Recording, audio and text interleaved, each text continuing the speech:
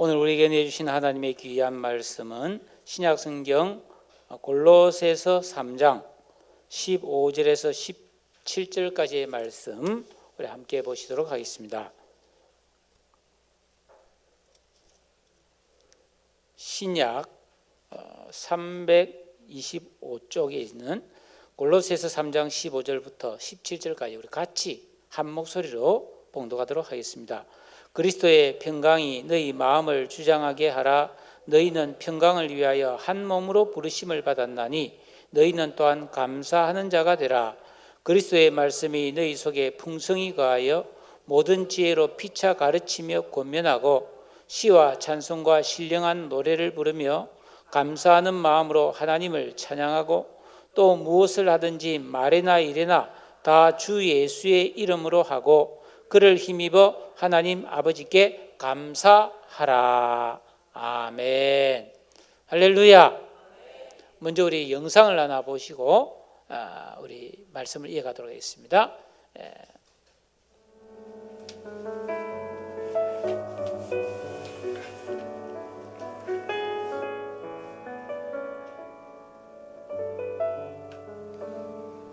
Lord, I'm struggling.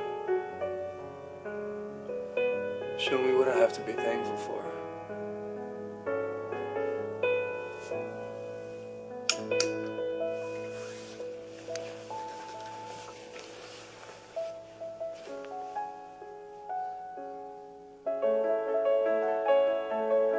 By the way, it's not a bill. It must be 15 bills. Because of the Senate Finance Committee to get to work on a tax refund. Well, the first thing, that shows that we raised the tax.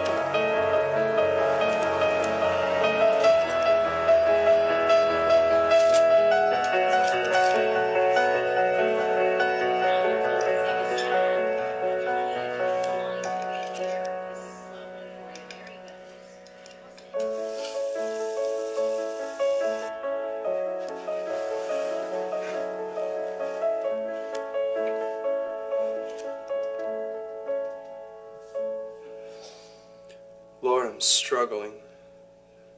Show me what I have to be thankful for.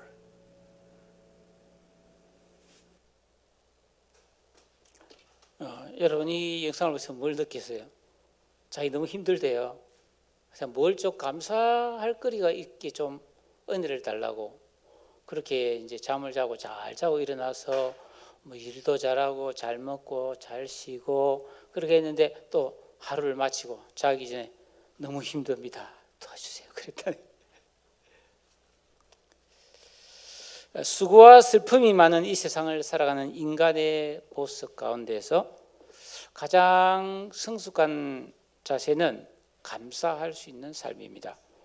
감사는 이 세상에 당연한 것은 아무것도 없다라고 생각하는 아주 사려 깊은 그런 성숙한 생각에서 우러나오는 것입니다. 한번 생각해 보세요. 우리는 지난 약 1년 거의 7개월 정도 극심한 코로나 상황 속에서도 먹고 마시며 큰 불편함 없이 생활에 필요한 수많은 누림을 지금 영위하고 있습니다. 곰곰이 생각해 보면은 참 모든 것이 감사할 것이죠. 저는 이제 해외에 지금 나가 있는 뭐 친구들, 선교사들과 이제 늘 연락을 주고받는데요. 요즘 뭐 오는 연락 중에는 저기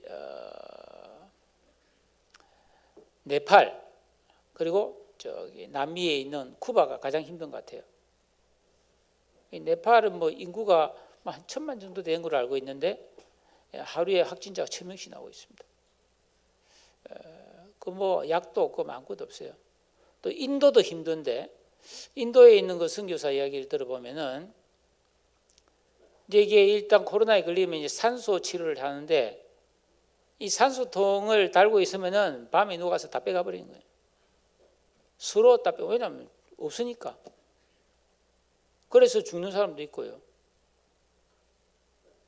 그리고 뭐 시신이 너무 많아서 그냥 이제 처리가 안 돼가지고 가족들도 막 다 아프고 그러니까 그냥 강에 던져버리는 게 너무 많고 그래서 인도의 그 강에 보면 시신이 많이 떠내려오고 있다. 그러니까 뭐 아예 막 너무 힘드니까 그냥 마스크도 안 쓰고 그냥 됐다 되라 이렇게 되는 분위기가 많다. 그리고 쿠바는 이 완전히 이게 미국에서 경제 봉쇄가 지금 뭐 60년 정도 되고 있는 상태에서 생필품이 없는데 그래도 쿠바에서 가장 흔해 빠진 게 감자와 바나나였는데 지금은 그게 품귀 현상, 이제 부르는 게 값이다. 외국인을 위한 달러만 이렇게 주고 살 수 있는 마트가 있는데 이 선교사님 부인이 그 장 보러 가면은 보통 7시간 기다려야 돼요. 7시간 정도 기다려서 30분 장을 보는데 아무것도 못 사고 울면서 돌아온 적이 한두 번이 아니다. 그 정도입니다, 여러분. 무섭잖아요. 그 도심에 모든 대중교통을 멈춰버렸어요. 그 말 타고 다니고 마차 타고 다니고 지금 그러고 있습니다. 이 계명천지에.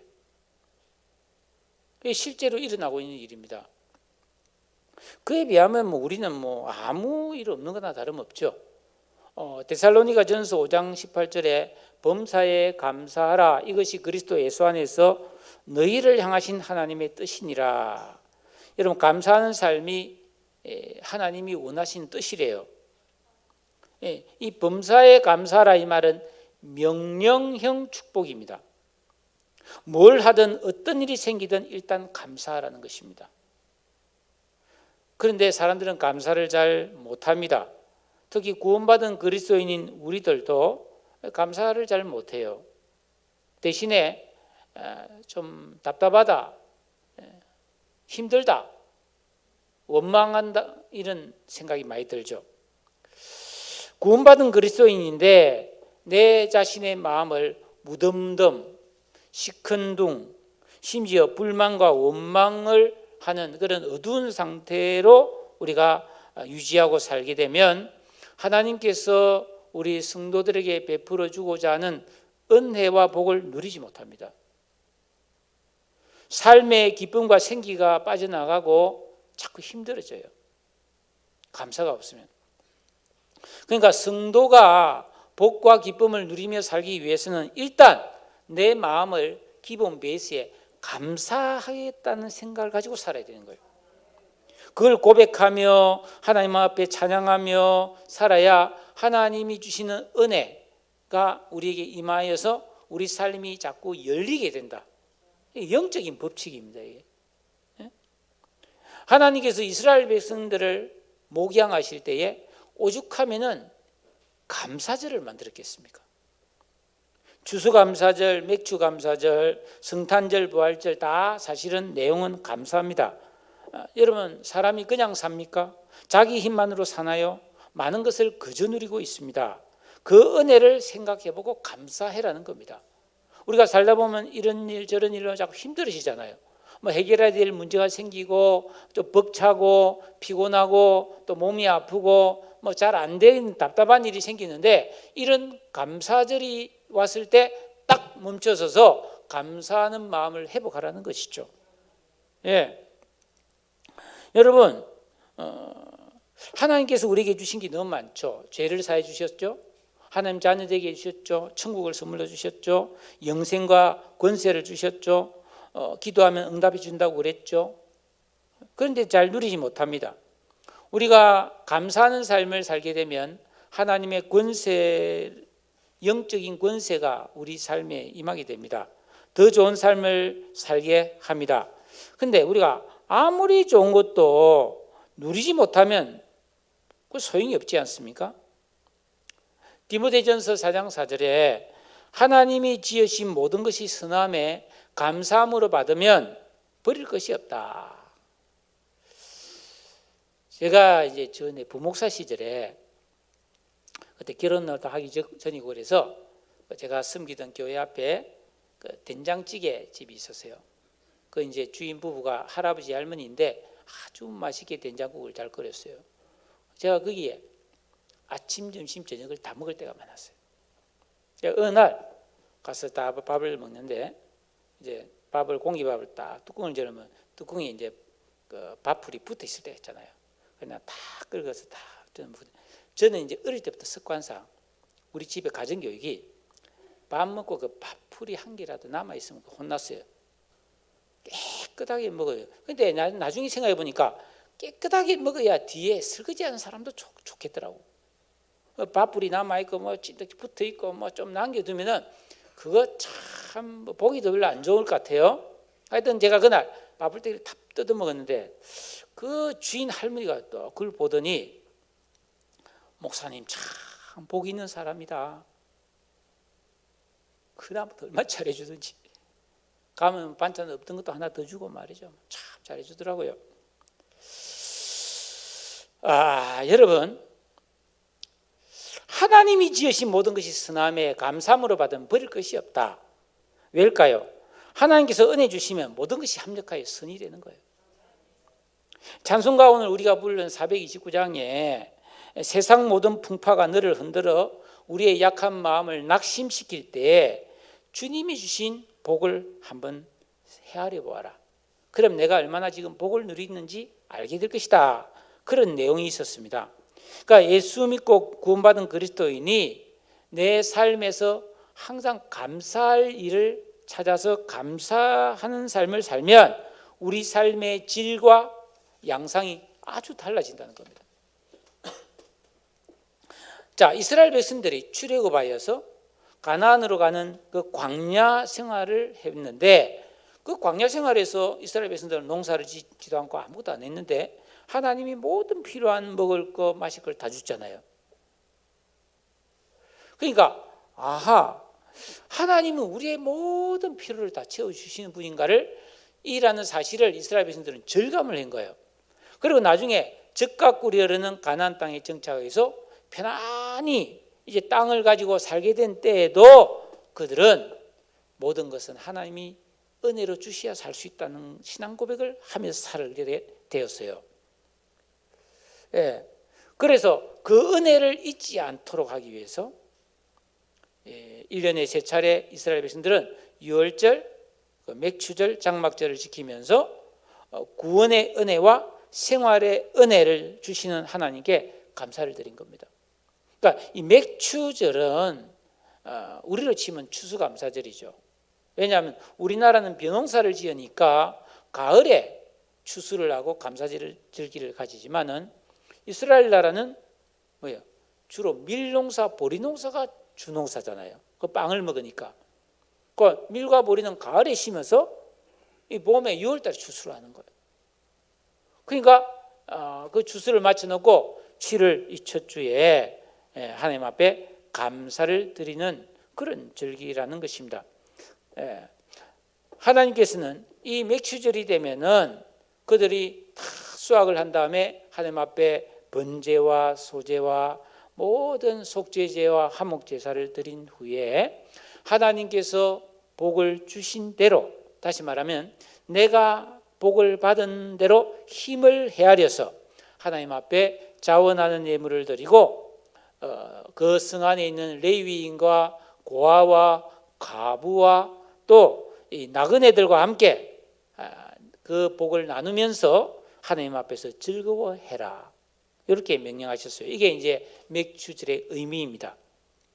그러니까 이 맥추절이라는 절기는 하나님께 감사하고 내가 받은 복을 가지고 또 이웃과 함께 서로 나누면서 즐거워하고 화목하는 절기라는 것입니다.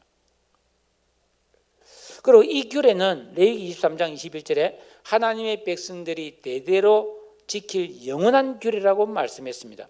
자기 손으로 농사를 지어서 고생해서 추수를 했는데 이게 하나님의 은혜라는 겁니다. 왜 디모데서의 신약 성경에 보면 뭐라고 되어 있습니까? 심고 물 주고 가꾸는 것은 내가 하지만은 열매를 맺게 하시는 분은 누구죠?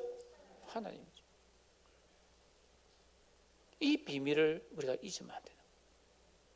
자녀를 결혼해서 내가 배 아파서 부모가 낳았지만은 그 생명을 주신 분은 하나님이죠.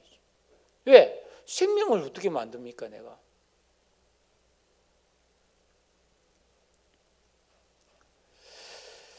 그러니까 내가 누리는, 내가 얻은 모든 것을 하나님이 주신 은혜로 알고 이 감사하는 이 구약의 맥주절기는 그 옛날 이야기가 아니라 오늘의 우리 그리스도인들에게도 매우 중요한 영적인 의미를 가지고 있다고 할 수 있습니다. 왜냐하면 우리가 그리스도인으로서 살아갈 때 우리가 이런 감사절을 맞이해서 지난날 내가 살아온 삶의 과정을 되돌아보고 이런 하나님의 은혜가 있었구나 하고 은혜를 찾아내어서 그 감사의 조건을 알고 하나님 앞에 감사합니다 이렇게 고백하는 거 매우 중요한 신앙의 모습이라는 거죠. 우리가 하나님 앞에 감사함으로써 하나님을 향한 믿음과 하나님과의 있던 친밀한 관계가 새롭게 되는 거예요. 여러분, 우리 자녀들이 늘 보는 자녀들이죠. 그런데 밥을 먹으면서 감사합니다. 오늘따라 부모님 은혜가 너무 감사합니다 하면은 마음이 기쁘잖아요. 우리가 서로 친구 시간에도 참 너가 있어서 내가 외롭지 않고 이렇게 같이 만나서 교제도 하고 참 즐거운 시간을 가질 수 있어서 나는 너가 너무 감사하다 이렇게 말한다면 아마 그 친구의 우정은 더욱더 깊어지지 않겠습니까? 부부간에도 마찬가지고 부모 자식 간에도 마찬가지고 형제지간도 마찬가지죠. 우리가 서로에게 감사를 표할 때 더욱더 친밀함이 더해질 줄로 믿습니다. 그렇다면 우리는 어떻게 하나님 앞에 감사하는 성도의 삶을 살 수가 있을까요? 오늘 성경 말씀 15절에 보니까 먼저 그리스도의 평강이 너희 마음을 주장하게 하라. 너희는 평강을 위하여 한 몸으로 부르심을 받았으니 너희는 또한 감사하는 자가 되라라고 말씀을 하고 있습니다. 여러분, 예수 믿고 구원받은 성도의 신앙생활에서 가장 중요한 게 바로 이 마음이라는 거예요. 내 마음이 어떤 상태에 있으며 그 은밀한 속에 무슨 일이 벌어지고 있느냐가 굉장히 중요합니다. 내 마음과 생각이 누구에 의해 무엇에 의해 지배를 받고 있느냐 하는 점은 겉으로 드러나지 않기 때문에 소홀히 여기기가 쉬워요. 그러나 이 우리 마음의 문제는 인생과 신앙의 승패를 좌우하는 중차대한 문제라는 겁니다. 여러분, 만약에 제가 이게 무슨 일로 해서 입술이 막 툭 부러뜨가지고 이게 입술이 퉁퉁 부어가지고 이래 됐다 칩시다. 그럼 제가 얼마나 신경 쓰이겠습니까?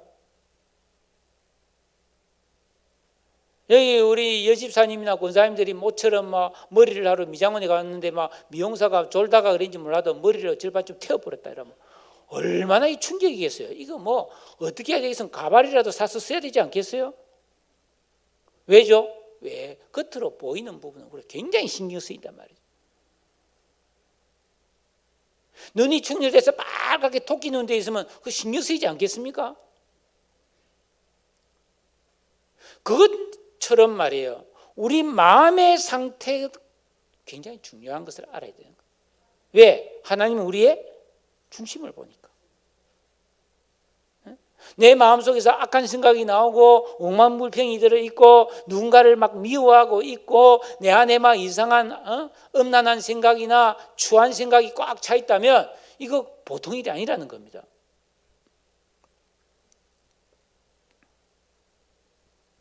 그러므로 지혜자 솔로몬은 잠언 4장 23절에 물어 지킬 만한 것보다 더욱더 너의 마음을 지키라. 생명의 근원이 이에서 남이니라 라고 말씀하고 있는 겁니다.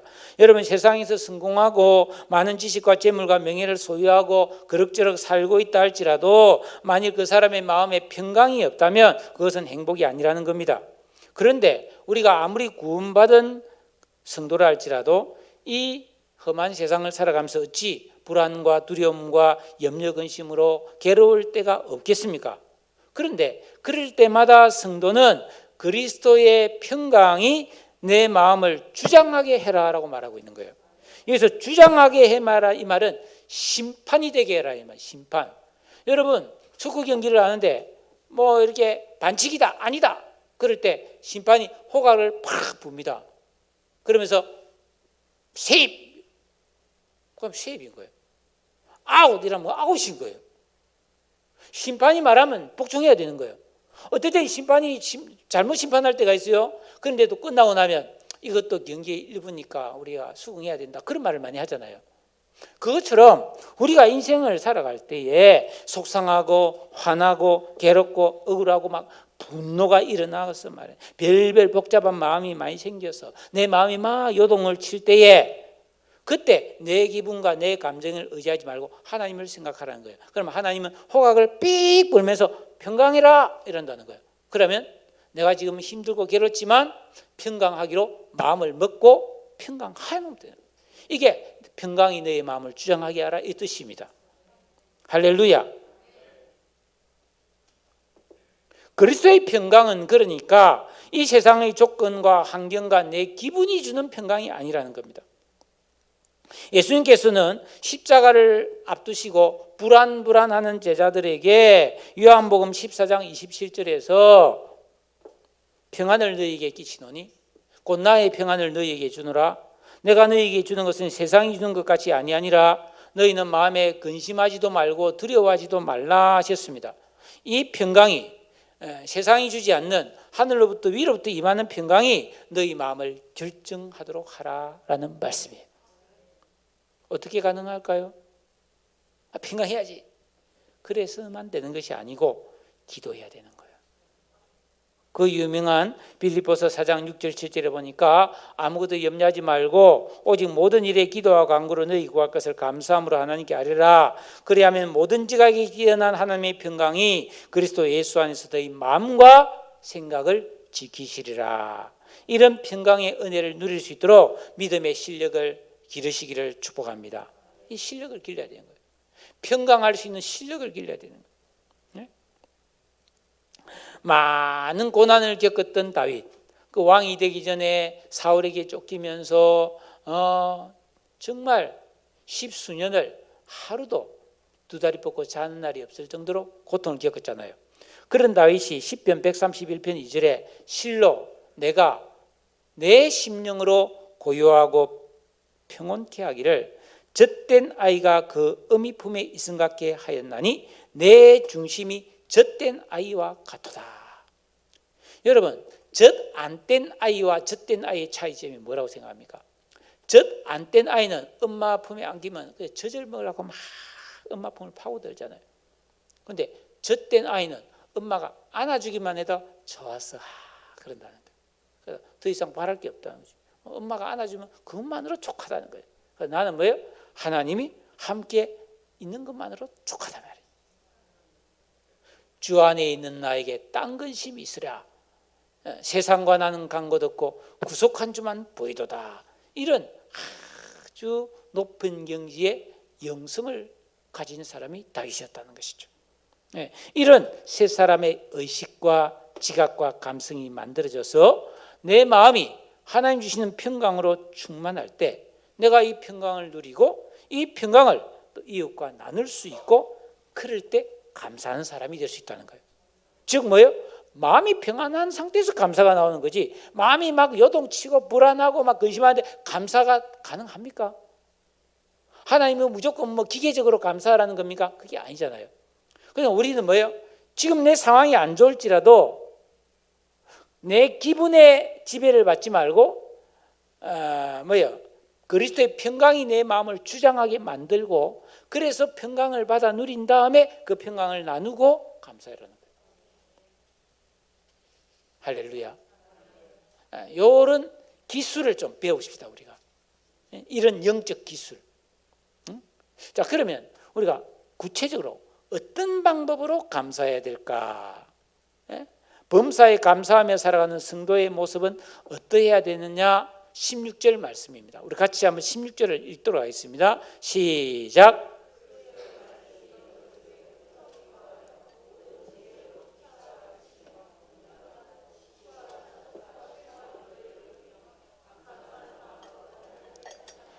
진정한 감사는 입으로만 외치는 감사가 아니라 마음 깊은 곳에서 우러나오는 감사가 되어야 된다라는 의미입니다. 여러분, 우리가 뭐 백화점이나 뭐 이런 데 가면 감사합니다 고객님, 사랑합니다 고객님, 그런데 뭐 진심으로 그렇게 하는 사람도 있겠죠. 근데 대부분은 그렇지 않을 겁니다. 그냥 입으로만 하는 거죠. 우리가 하나님 앞에 감사합니다 감사합니다 그럴 게 아니라는 거죠. 그러니까 진정한 이 깊은 마음속에서 우러나는 그런 감사는 저절로 생겨나는 것이 아니라, 그리스도의 말씀이 우리 마음 안에 풍성히 거할 때 감사할 수 있는 마음이 생기는 거예요. 그러니까 작은 것도 감사하고 평범한 것도 감사하고 고난도 감사할 수 있는 게 우리 마음에 말씀이 있어야 된다는 겁니다. 이게 왜 그러냐 하면은, 여러분, 우리의 마음의 양심, 우리 마음의 양심은 지식이 만들거든요. 그러니까 우리가 뭘 배우느냐에 따라서 양심이 만들어지는 겁니다. 그러니까 제가 종종 예를 들듯이 북한에 있는 태어난 사람은 그 김일성 주체 사상을 계속 배운단 말이에요. 그러니까 그 뭐 김일성이 최고고 김정일이 막 엄청나고 막 김정은이 뭐 백두혈통이고 막 그런 걸 계속 배워서 그런 지식이 들어가서 그것이 딱 양심을 만들어 버렸어요. 그러니까 그렇게 존경하고 사랑하고 위대한 존재인데 그 사진이 뭐 비를 맞고 있으면 너무 슬픈 거예요. 그래서 막 벙벙 울고 그러잖아요. 그럼 그분이 직접 내 눈앞에 나타났다면 이러잖아요. 그런 양심이 만들어져 버린 거예요. 우리는 어떤 양심이 만들어져야 됩니까? 하나님 말씀이 들어가서 하나님 보면 이러는 양심이 만들어져야 된다는 거예요. 할렐루야. 그러면 뭐예요? 감사할 마음이 생긴다는 거예요. 그러니까 감사는 저절로 생기는 마음이 아니라 배우고 훈련한 사람이 할 수 있는 성숙한 태도요, 자세라는 겁니다. 그러니까 예수 믿고 구원받았지만은 내 안에 그리스도의 말씀이 없거나 미약하다면 불평불만 근심근심이 많을 수밖에 없어요. 왜냐하면 우리 양심이, 내 안에 있는 이 마음이 뭐 조금 힘들면 그냥 낙심하고, 조금 괴로우면 막 오만불평 나오고 막 한숨 푹푹 쉬고 막 짜증이 나오는 그런 양심이 만들어졌기 때문이죠. 이걸 바꾸는 방법은 올바른 지식, 진리의 말씀이 들어가야만이 바뀌는 겁니다. 그러니까 여러분이 말씀 보고 기도하는 게 그래서 중요한 거죠. 그리스도인이 가장 경계해야 될 모습은 말씀의 은혜를 못 누리고 세상 근심에 사로잡혀서 항상 우울하고 부정적인 모습, 이거 참 경계해야 될 모습입니다. 밥 존스 박사란 분이 믿음의 동산에 피는 꽃 중에 가장 사랑스러운 꽃은 감사의 꽃이다. 마음의 동산에 감사가 사라질 때 그 성도는 꽃이 없는 그런 꽃밭과 같다. 그러니까 이게 얼마나 심각한 상태냐 하면 여러분 생각해 보세요. 혼자 있으면 못 견디는 사람이 있어요. 왠지 아세요? 마음 상태가 안 좋기 때문에. 그러니까 마음이 굉장히 풍성하고 상태가 좋으면 혼자 있을 때 잠잠히 즐길 수 있어요. 내 마음을 가꾸지 않으면요, 마음이 아주 복잡하고 너저분합니다. 그럼 혼자 있는데 그 너저분한 마음 상태가 뭐가 좋아서 행복하겠어요? 못 견디는 거죠. 근데 내 마음을 잘 가꾸어 놓으면 혼자서 그 마음 안에서 놀 수 있는 거예요. 아이작 월튼이라는 사람은 하나님이 거하시는 곳이, 잘 거하시는 곳이 두 곳이 있는데 하나는 천국이고 다른 하나는 감사하는 마음이다 그랬습니다. 그렇습니다. 세 사람의 의식, 지각, 인격, 감성이 만들어져서 지혜, 지식, 명철, 총명이 왔을 때 우리는 그런 마음을 이웃과 나눌 수 있습니다. 우리 지난주에 빌레몬이 그랬잖아요. 우리 가운데 있는 선을 알게 하고, 그죠? 그리스도께 이르도록 역사한다고 그랬습니다. 그럴 때 우리 가운데서 만남과 만남 속에서 은혜가 풍성해지고 자연스럽게 입술에서 시와 참회와 신령한 노래, 하나님을 기쁘시게 하는 노래가 나온다는 거예요. 여러분은 어떻습니까? 이제 주부들은 집에서 요리를 하거나 아니면 설거지를 하거나 청소를 할 때, 남자들은 출근할 때 무심코 내 입술에서 찬양이 나오는 적이 있는가? 아휴, 그러는가? 요즘 입에서 좀 찬송이 나옵니까? 아이고, 별로 안 그런 사람이 많네. 자, 여러분 마음이 평강하고 감사로 가득 차서 무심코 찬양이 흘러나오는 사람 되시기를 축복합니다.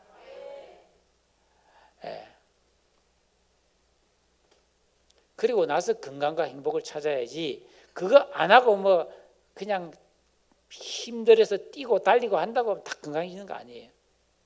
우리는 영혼이 잘 되고 범사가 잘 되고 건강해야 되는 거예요. 할렐루야. 그러면 우리 무엇을 감사해야 되는가? 감사거리가 뭐가 있는가? 17절입니다. 17절. 우리 다 같이 한번 읽어볼까요? 시작.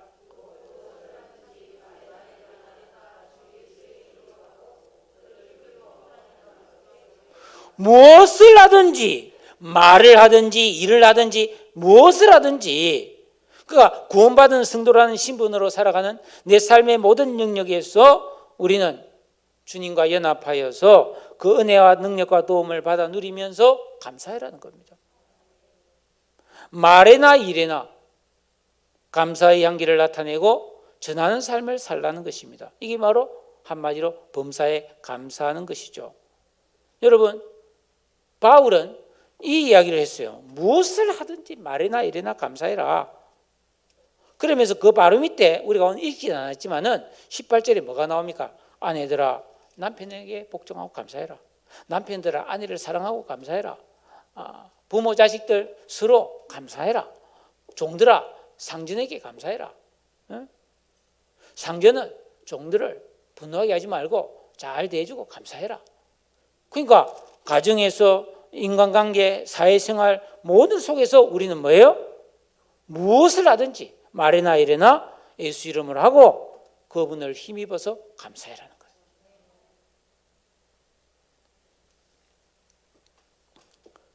교회는 말할 것도 없죠. 마땅히 구원받은 성도들의 모임인 교회에서는 우리가 피차에 사랑과 기쁨과 위로를 나누며 평강을 누리고 감사가 많아야 될 줄로 믿습니다. 그래서 여러분에게 좀 제안을 할게요. 교회 와서 이제 예배 드리고 이제 집으로 돌아가실 때에 그냥 이라고 가지 마시고 좀 주위를 돌아보고 안녕하세요, 안녕하세요, 건강하세요, 잘 지내시죠 하고 좀 인사를 합시다.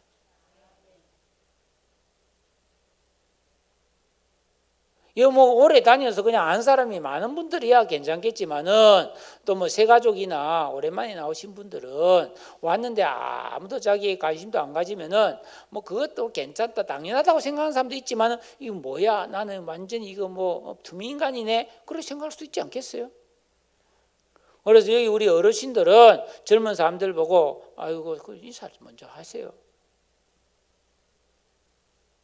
어린아이들 보고 아이고 너희들 공부한다고 고생 많다 그러세요. 돈 많으면 5천 주세요. 그건 꼭 주라는 말이 아니고 내가 돈이 너무 많다 그러면 5천쯤 애들 야 이거로 참 맛있는 거 사 먹어라 더운데 고생 많지 그렇게 하면 얼마나 좋겠어요. 그리고 우리 젊은 분들도 우리 연세 드신 우리 집사님이나 권사님들께 인사하고 요새 어떻게 지내십니까? 건강하십시오 하고 좀 서로 좀 인사를 나누고 살자. 할렐루야. 기쁨과 위로를 나누는, 지난주에 제가 그런 설교를 했지 않습니까? 우리는 서로 기쁨과 위로를 나누며 평강을 누려야 될 줄로 믿으시기 바랍니다. 여러분, 교회는 세상이 줄 수 없는 것을 주는 곳이에요. 우리가 교회를 중심으로 신앙생활을 하면서 받는 축복이 참 많거든요.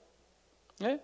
여러분, 이 세상은 우리에게 아픔과 강박함과 음란과 유혹과 여러 가지 참 근심을 주지만은 우리 하나님께서는 우리에게 항상 은혜와 복을 주시는 것을 믿습니다. 우리에게 구원의 은혜, 용서와 하나님 말씀을 주셨습니다. 우리가 기도하면 응답해 주시고요, 우리가 찬양하면 하나님 기뻐하시고요, 우리 마음에 기쁨을 더해 주실 줄로 믿습니다. 우리는 성도 간의 피차의 이해관계를 따지지 말고 거룩한 교제를 나누고 이 모양 저 모양으로 헌신하면서 나의 재능과 능력을 이 교회 안에서 나눔으로 다른 사람에게 유익을 끼치며 감사해야 되는 거예요. 감사 누리면 되는 거예요. 제가 1부 때도 그런 말씀을 갑자기 하게 됐지만은, 제가 이제 여러분 주일 되면 이제 우리 중직자들이 이렇게 돌아가면서 기도를 하고, 또 수요일 날 모든 교회에 이제 등록된 집사님들 돌아가면서 기도를 하잖아요. 제가 그 기도를 통해서 많은 은혜를 받거든요. 내가 미처 몰랐던 부분을 기도하고, 아름다운 은혜로 기도하고, 너무 감사해요. 우리 성가대가 찬양함을 통해서 많은 그 영적인 충전을 받거든요. 그리고 이 코로나의 상황 속에서 여러분들이 다 이렇게 우리 교회가 예배가 멈춤 없이 다 이렇게 예배 드릴 수 있는 거 너무 감사해요.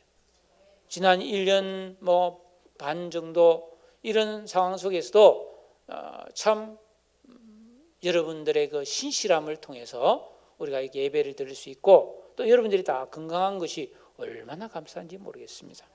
여러분에게 늘 하나님 주신 은혜와 평안이 더 충만하기를 간절히 축복을 드립니다. 예.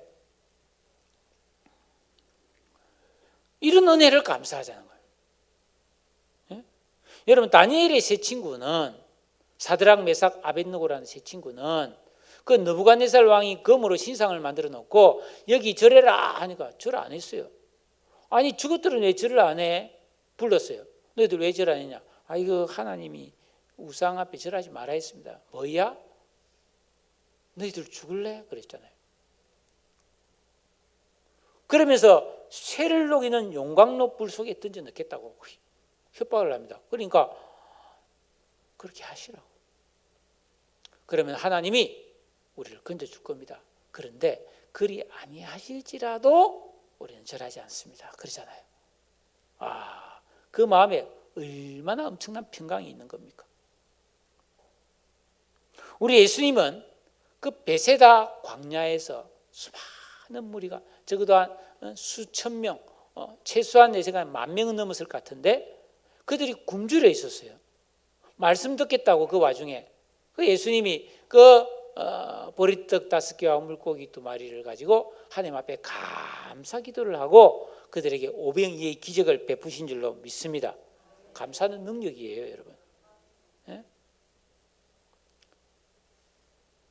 여러분, 만약에 우리가 너무 우리 집이 못 사는데, 때거리가 없는데, 그래서 오늘 밥이 없어, 그래서 죽 같은 거 좀 끓여가지고 대충 그냥 욕이나 좀 하자. 그런데 자식들이 이걸 못 먹겠다고 이런 걸 주나고 집에 던지고 그럴 수도 있겠지만은 감사합니다. 이거라도 너무 감사합니다. 부모님 얼마나 수고가 많으십니까? 너무 감사히 먹겠습니다. 그러면 그 참 용기가 나지 않겠어요? 근데 잘 먹으면서도 감사를 안 해. 이 뻔뻔한 거예요, 여러분. 기독교 역사에서 이 감사를 잘한 사람들이 여러 명 있는데 그 중에 로렌스 형제라고 있습니다. 그 로렌스 형제 중에 한 사람이 이름이 니콜라스 헤르만인데, 이 프랑스에서 태어나서 전쟁에 나가서 한쪽 다리가 불구가 돼요. 그러면서 그 불구로 이 세상을 산다는 게 얼마나 힘듭니까? 그래서 전전하다가 55세에 자기 영혼이 너무 메마른 것을 알고 저 파리에 있는 카르멘 수도원의 부엌주방장으로 들어갑니다. 자원봉사죠. 그는 수도사들의 음식을 만들어주면서 그 부엌을 천국으로 만들었어요. 그는 자기가 만든 식사를 수도사들이 먹는 것을 보면서 항상 감사를 드렸습니다. 하나님, 이 귀한 천사들을 섬기게 해주셔서 감사합니다 하면서 아무리 하찮은 일도 즐겁게 하면은 소중한 일이 된다고 여겼습니다. 그는 점점 행복한 사람이 되었다고 합니다. 그는 접시를 닦을 때 마치 목사가 수천 명을 앞에 놓고 설교하는 것처럼 정성을 다했다는 거예요. 그렇게 한결같이 20년을 변함없이 살자 많은 사람들이 그를 존경하게 되었고요. 그 사람이 일하는 것을 보러 오는 귀족들이 생기는 거예요. 그리고 비천한 신분이었는데 수도 원장이 됩니다. 그는 수도 원장이 된 후에도 매일같이 쌓이는 부흥일을 계속하면서 나는 참 행복하다, 나는 감사할 일이 많다고 즐거워했고요. 그게 그 사람의 일화를 기록한 로렌스 형제의 이야기가 기독교 고전이 됐잖아요.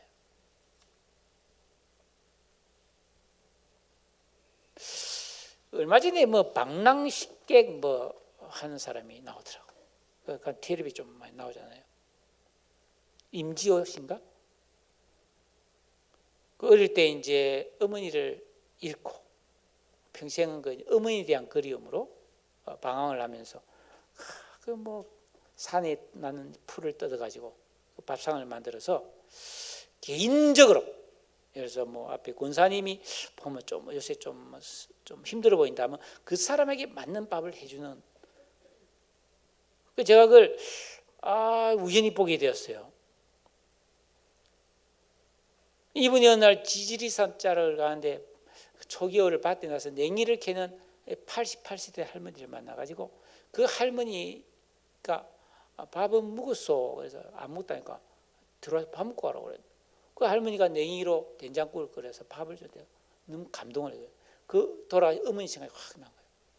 그래서 이분이 할아버지 할머니를 위해서, 이분은 청와대에서 외국인 대통령 같은 사람 왔을 때도 요리하는 사람이 세계적으로 유명한 사람인데 할아버지 할머니를 위해서 막 요리를 해주죠. 그 할아버지 할머니인데 재밌는 거는 그 담벼락에 돌에 낀 도리끼 있잖아요. 그걸 뜯어서 뭘 하니까 그거 못 먹는다. 그런데 할머니 먹어보세요. 맛있습니다. 만들어주니까 너무 맛있는 거예요. 그래서 수시로 거기 가서 밥을 차려요. 동인 사람 모아서 요리를 해주고. 근데 어느 날 그 할머니가 돌아가시다는 소식을 들어요. 그 집도 텅 비어 있어요. 혼자 남은 할아버지도 이제 다른 데로 가고. 근데 거기서 혼자서 그 할머니를 위해서 108가지 요리를 합니다. 108가지 요리를 만들어 놓고 그 할머니가 자기의 베풀으신 한 그릇의 밥에 감사를 하는 거예요. 여러분, 우리가 하나님께 받은 은혜가 참 많고, 제가 여러분께 받은 은혜가 크고, 우리 가족에게 받은 은혜가 크고, 받은 사랑이 너무 커요. 우리는 다 빚진 사람들 아닙니까? 부모님께 감사해야 되고, 하나님께 감사해야 되고, 우리 가족들에게 감사하고, 우리 이웃들에게도 다 감사하며 살아갈 수 있기를 주의 이름으로 축원합니다. 시편 50편 23절에 감사로 제사를 드리는 자가 하나님을 영화롭게 하나니 그 행위를 옳게 한 자에게 내가 하나님의 구원을 보이리라. 여러분, 말씀과 기도 생활을 통해 성령의 인도를 받는 삶이 깊어질수록 우리의 감사의 폭과 깊이도 더욱 심오해지는 것을 믿습니다. 그런데 이 감사, 한자로 되어 있는데요, 제가 오늘 아침에 그걸 발견했습니다. 이 감사할 때 감자는 느낄 감자거든, 느낄 감. 근데 사자가 살해할 사자인데 앞에 말씀 은자가 있어요. 말씀은. 그 글자 내가 크게 한번 써보라고 했는데, 그래요. 뒤에 보면 살해할 사자 보면 제일 앞에 말이 나오고 그 다음 몸이 나오고 끝에는 이제 촌자가 나와요. 마디 촌자가 나오잖아요. 그러니까 우리가 감사는 감사하다 하고 느꼈으면 말로서 감사해야 되고 몸으로서 감사해야 되고, 그리고 작은 촌지, 뜻을 내 마음을 담아서 전해야 되는 거예요. 이 감사라는 거예요. 그러니까 감사의 핵심은 마음과 함께 표현이고 실천이라는 거죠. 그러니까 날마다 숨쉬는 순간마다 내 삶 가운데 자비와 은혜를 베푸시며 인도하시는 하나님을 마음으로 찬양하고 감사하는 그런 표현, 이런 감사의 영성이 우리 가운데 있기를 축복합니다. 오늘 우리 맥주제를 지나며 내가 지나온 삶, 우리 가족이 함께 살아온 삶, 우리 교회가 지나온 지난날의 삶을 한번 돌아보면서 너무 감사할 일이 많다는 것을 여러분이 깨닫게 되기를 축복합니다.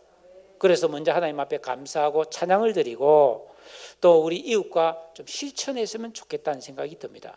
여러분 오늘 가셔서 감사할 사람에게 좀 감사 편지라도 좀 카톡이라도 좀 보내시고 마음을 전해서 전화라도 해서 감사하다고 좀 하고 또 어려운 분이 있으면은 좀 감사의 마음을 조금이라도 나누시기를 주의 이름으로 축복을 드립니다.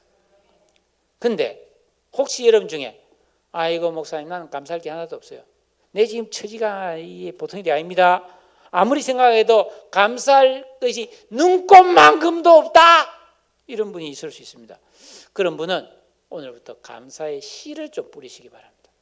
왜요? 심은 대로 거두기 때문에요. 입술로 감사하십시오. 제가 우리 어머니가 돌아가신 어머니가 요양병원에 한 2년 정도 계셨거든요. 멀리 계셨어요. 그래서 내가 자주 찾아뵙지 못하기 때문에 매일 전화를 드릴 때 아침에 전화 드려서 오늘 30분 이상 감사하시라고 항상 하나님께 감사하고 뭘 보든지 감사하라 감사하시라고 하고 저녁 때 전화 드려서 감사했습니까? 그러니까 했다. 어땠습니까? 좋지. 여러분 입술의 감사 굉장히 중요합니다. 그리고 찬양으로 감사하십시오.